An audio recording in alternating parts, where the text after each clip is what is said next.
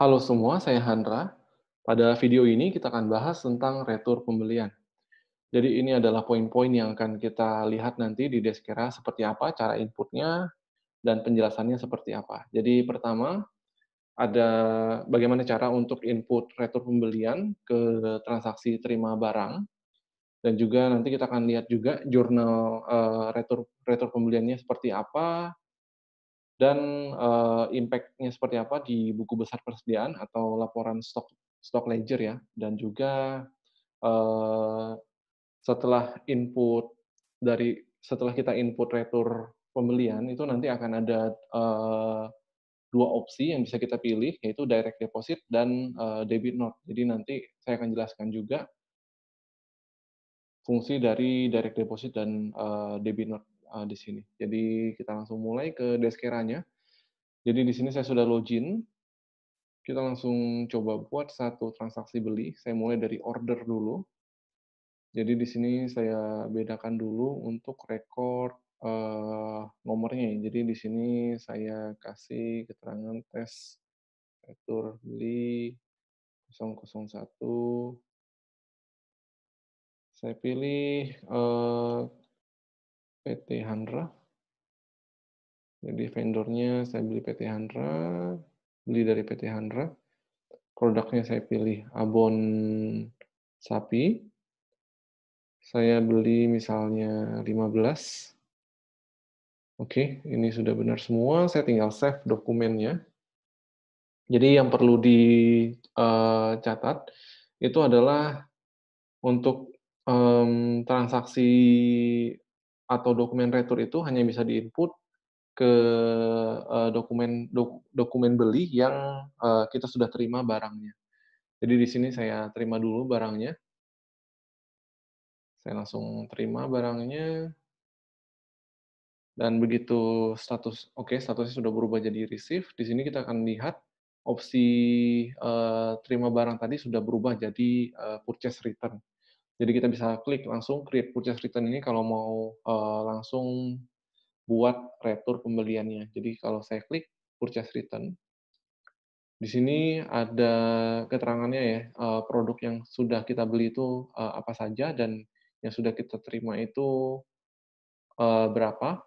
Dan yang sudah kita kembalikan itu berapa, yang sudah diretur sebelumnya itu berapa. Nah, di sini kita tinggal masukkan, contoh saya retur keseluruhan, saya klik retur. Nah, di sini begitu retur pembeliannya sudah berhasil kita simpan, akan ada, pilihan untuk membuat direct deposit, debit note, atau duit letter ya. Jadi, di sini ada keterangannya, return goods, jadi barangnya sudah di barang, barangnya itu sudah dikeluarkan dari gudangnya kita. Jadi kita, retur pembelian, barangnya kita kembalikan ke vendor, jadi barangnya sudah dikeluarkan dari gudang kita. Dan, untuk refund-nya, jadi untuk proses refund-nya, kita bisa buat debit note atau direct deposit untuk kontak ini. Jadi di sini ada shortcut-nya untuk membuat direct deposit atau debit note.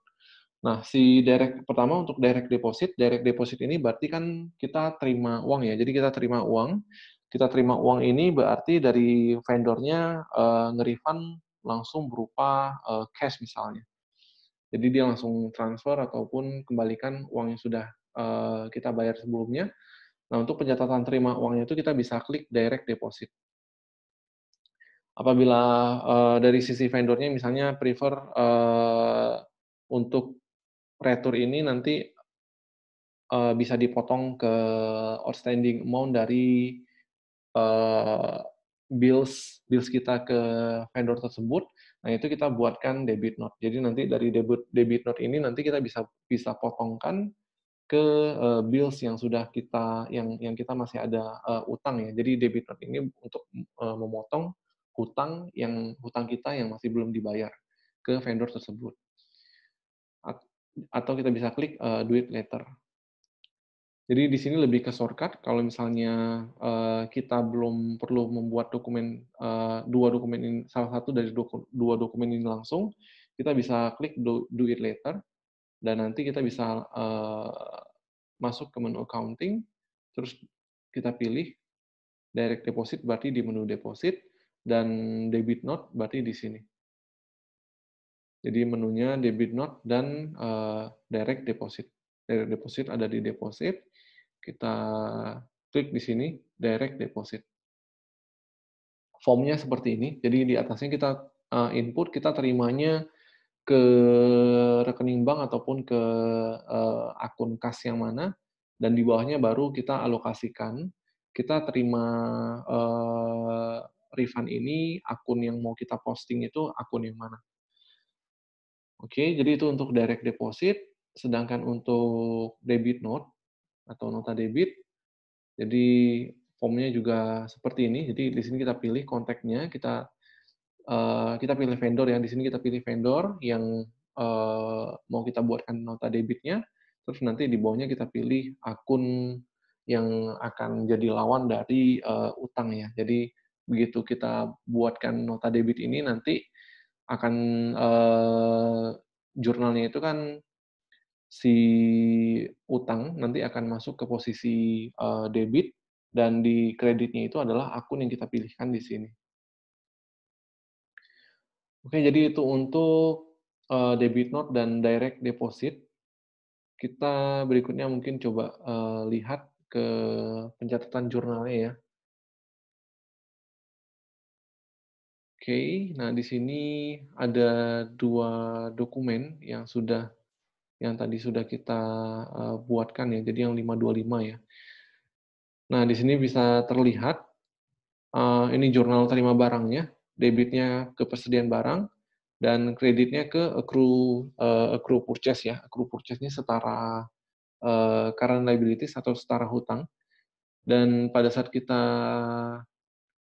retur, maka jurnal ini akan dibalik, accrue purchase-nya di-post ke debit, nilainya sama, dan persediaan barangnya di-post ke kredit, which is barang keluar pada saat retur dilakukan.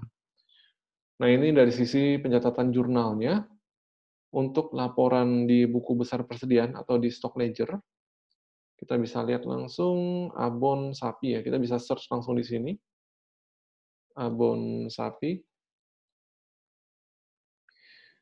Nah, di sini kalau kita klik, nanti di bagian, nah di sini kita bisa lihat ya, yang kuantitinya 15, tax retur beli yang kuantiti 15, 525, ini quantity in, ini berarti waktu terima barangnya, pada saat kita retur, maka akan ada catatan barang keluar, quantity out, barang keluar, nilainya sama.